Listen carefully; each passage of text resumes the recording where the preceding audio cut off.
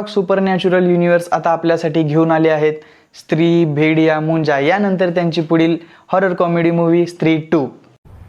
क्या क्या बात कर रहे हैं? डिरेक्टर अमर कौशिक यांनी हॉरर आणि कॉमेडीचे एक असे डेडली कॉम्बिनेशन आपल्यासमोर ठेवले आहे आणि ते असे ठेवले आहे की आपण एका सेकंदात हसतोय तर दुसऱ्या सेकंदात भीतीने आपला थरका पडेल। मूवीमध्ये काही निगेटिव्ह आणि काही पॉझिटिव्ह गोष्टी आहेत। आपण निगेटिव्ह तर पुढे बघणारच आहोत, पण चालू आपण पॉझिटिव्ह पासून करूया। स्त्री 2 मूवीची सुरुवात तिथूनच होते जिथे स्त्री मूवीचा एंड झाला होता। तुम्हाला असे वाटणार नाही की तुम्ही सेकंड पार्ट बघायला आला।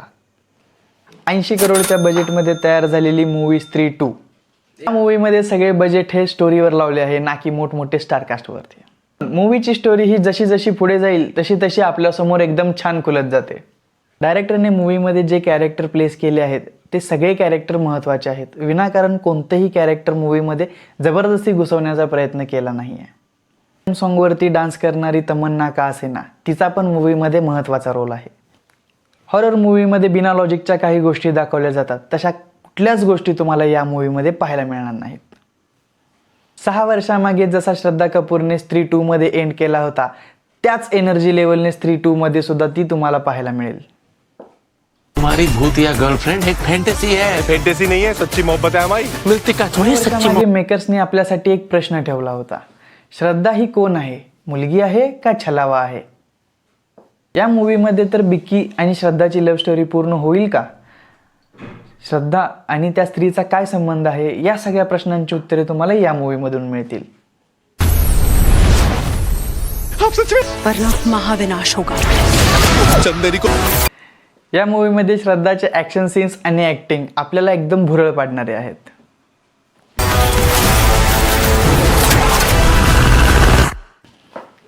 आणि आपले ऑल टाइम फेवरेट, ज्यांना कुठल्याही कॅरेक्टरमध्ये घातलं तर ते कॅरेक्टर फेमस झाल्याशिवाय राहत नाही, असे पंकज त्रिपाठी।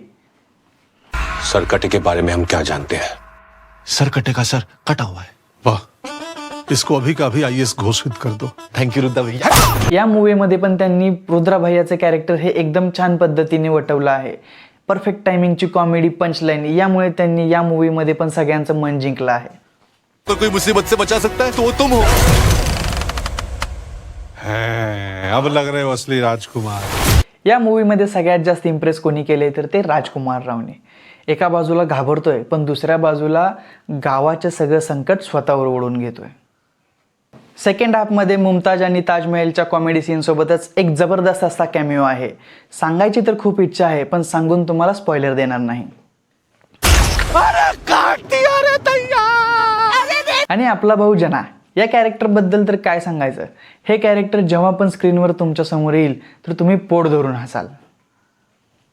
आता बोलूया आपण मूवीच्या निगेटिव्ह पॉईंट्सकडे। या मूवीचा सगळ्यात मोठा निगेटिव्ह पॉईंट असा आहे की मूवीच्या ट्रेलरमध्येच सगळं तुमच्या समोर मांडून ठेवलं आहे। मूवी बघताना तुम्ही गेस करू शकता की आता पुढे काय होणार आहे।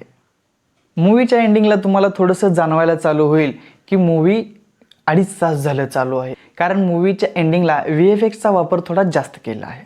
मेकर्सनी ही मूवीजची सिरीज अशीच चालू ठेवली पाहिजे, कारण हॉरर आणि कॉमेडीचा असा डेडली कॉम्बिनेशन आपल्याला कुठेच पाहायला मिळत नाही। मूवीमध्ये कोणत्याही प्रकारचे अडल्ट सीन नाहीत, 1-2 डायलॉग फक्त डबल मिनिंग आहेत। ही मूवी तुम्ही आपल्या फॅमिलीसोबत नक्की बघू शकता। हा मूवी पाहिल्यानंतर या मूवीमधील कॉमेडी, हॉरर, स्टोरी लाईन या सगळ्यांना माझ्याकडून 10 पैकी 8 स्टार। स्त्रीमध्ये जसे सगळे पुरुष स्त्रीला घाबरायचे त्याच्या उलट सीन स्त्री 2 मध्ये आहे। यामध्ये जो सरकटा घेतला आहे तो गावातील सर्व मॉडर्न विचारांच्या स्त्रियांना घेऊन जातो। एक गोष्ट तर सांगायची राहूनच गेली, मूवी संपला म्हणून लगेच उठून जाऊ नका, थोडं पेशन्स ठेवून बसा। मेकर्सने आपल्यासाठी पुढील मूवीमधील 2 पोस्ट क्रेडिट सीन ठेवले आहेत।